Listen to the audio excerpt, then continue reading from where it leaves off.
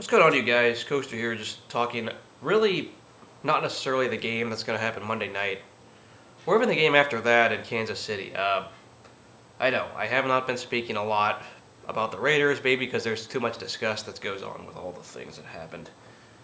Uh, People say, oh, be loyal, stay loyal, and yeah, I will pay attention and be a fan, but my passion, I've always talked about how it's been disappearing. We all know about the move. We know about all the financial investment going on. Basically, the league approving it, making it corporate. There's going to be no soul when they go to Vegas. I mean, all the corporate is going to buy those PSLs. I mean, and then, of course, there's the bigger thing is that this Monday could very well be the last game in Oakland as Raiders. They may still have the name next year, but they probably won't play in Oakland. We know that there's this war between the city and Mark Davis, and once again, taking sides doesn't matter. You lose either way because look at the Raiders' record. Yeah, both of these sides could not come to an agreement many, many years ago, okay? There is no winner in all this. I guess technically Mark will be the winner because he gets the move. He gets to say goodbye, and he's going to get a cash cow stadium, as will the league. I mean, they're... And, of course, the people in Nevada who had to pony up and pay this stuff. We know they got the funding they needed, or that Mark wanted. So what goes from here? Well, obviously they're going to be playing their cards. They're going to reveal their cards, really, when they go to Vegas. This next year's going to be all but a lame duck year. Once again, evaluate your players, what you have. Get rid of what you don't want. You keep what you want, so on. This is a lame duck, pretty much lame duck year coming ahead. And they could be playing in San Francisco. Who knows where they're playing? But everybody is at fault. Whether it was Mark not really making an effort in Oakland, whether it was the city politicians not making any effort in Oakland. I mean, this goes beyond Libby Schapp. All those council people, it takes a lot to take care of a team. It costs a lot of money.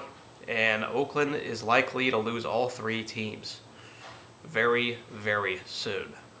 There's one team that's still trying to build in Oakland. They're trying to do all this. They built a bunch of graphics, but it doesn't mean anything. There's no shovel in the Howard Terminal. What we do know is that these teams are moving out. Obviously, the Warriors are moving to, I believe it's the Chase building across the bay. Good for them. That's going to be corporate. They're going to get their cash cows. So will Lake. Of course, they're still going to be... They're a brand that really doesn't really matter too much. Everyone kind of likes them. But then the Raiders have that national brand too. I mean, you're basically going to lose a fraction of your fan base in order to sell out financially for corporate PSLs and so on. I don't know how you're going to sell PSLs to an average Joe, and fine. You're gonna rake from corporate money, easy. That's what that stadium's going to be for. You're going to host the Super Bowl there. You're going to host draft parties there. You're going to host a lot of things, from concerts, and I even believe UNLV will use that stadium too when the time comes. But the soul is gone. Your heart and soul is gone. Look at no further than how Levi Stadium is. I'm not saying that Candlestick was a great park. Obviously, it had a lot of dumps, but that stadium could say it had a heart and soul. It had some identity. They obviously moved to Santa Clara, and it's become another corporate welfare place, and that's pretty much a cash cow for Jed York. But that's what it mostly is. Now, of course, that team is still going to exist. You can talk about being fans all you want, but it's corporate. That crowd is as corporate as it gets, even though some of the tickets, I'm sure, are cheaper now since they haven't been winning as much. It's just a corporate cash cow for the York family. So, last game in Oakland, farewell. If that is the case, I will probably talk at least about the end of the season and all that, but I don't even know if I'm making videos for 2019 when they play in San Francisco. I mean, if they played at AT&T Park, I would laugh. I really would. I mean, this is, I said, it's a lame duck year. I don't really feel the need to talk about a lame duck season where they go 6-10. Fine, they may go 7-9. They may do whatever, but so again, John Gruden's got dictatorship powers, as indicated by Reggie McKenzie being let go. I mean, Gruden's had the power since he took over. Let's be real. Anything that's been happening in the last, 12 months has been Gruden's responsibility. So you have to live and die by him. And we don't know when that will ever end because he's got his own ownership stake in the team. Mark Davis threw the kitchen sink at him. And now he's claiming broke. He's claiming he's broke and all that because of the relocation fee and more. Yeah, he couldn't even afford his players, especially an MVP caliber defensive lineman who's now on the Chicago Bears. And once again, it hurts. It really hurts when you're seeing. I mean, I've seen old tape of Khalil Mack, and I've seen now the Bears win their division. I mean, I don't believe one player can do it, but you could easily paint that narrative, how much of a transformation the team has played. Some of it is confidence. I mean, as I said, these players, a lot of these guys who are inherited, that Reggie drafted and so on, a lot of them know they're on death row. The writing is on the wall, and it's been on the wall since Gruden took over. As with any coach who takes over in sports and takes over any team, they're going to want to play their own guys. I said Derek Carr is only guaranteed to play in 2019, but after that, who knows? I don't even know if he makes it to Vegas. I've said that before. Anything could be happening there. We don't know the future of this team. We just know Gruden's footprints are going to be all over it. So, yes, is this sad? Yeah. Am I retiring from NFL videos? Possibly very, very soon. When basically I will wait until the announcement is official whenever they play in another building that's not in Oakland. But yeah, city politicians, you're not really waiting just because you talk about this last stand and maybe kicking them out of the Coliseum. You've all lost. You couldn't keep your teams. And the city politicians care more about other stuff. I hate to say it, but they care more about illegal immigrants, protecting them, than their sports teams. It shows in the actions. Just look at what Libby Schaaf did with Jerry Brown and Morning of Ice. So you see that in the news. You don't see them taking care of their teams. That is the honest truth. I haven't seen any efforts by the city legislation, and the city is getting what it deserves. It really is. Now the other question is that where do the A's go? What happens to them? I mean, I'm curious what you all think, and I haven't paid super close attention to the politics that are going on there. Thankfully, I'm far from it. I'm outside the Bay Area, as you've all known.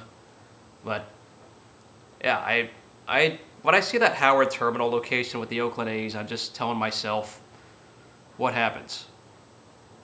Well, I don't see a shovel going to the floor. That gondola, all those are just graphics. It looks shiny, it looks pretty, but I don't see the odds that it goes through all the regulations and codes and policies needed to get the shovel in the ground. Now, if there is a shovel in the ground and there's a groundsbreaking ceremony, I'll eat my crow, but eventually I think the A's are going to have to try to go back to the Coliseum site and work on the stadium and fix that because of the BART location. I mean, Howard Terminal doesn't have that advantage that the Coliseum site does. We can talk about the location, getting landed, but once again, politics and sports, we say it doesn't mix, but it has to happen in order for things to happen. Politicians, at the end of the day, will have control and say over everything. Well, just look at that Peralta site. Nothing got done there. Coliseum City, what was that? Yep, that was gone a long time ago.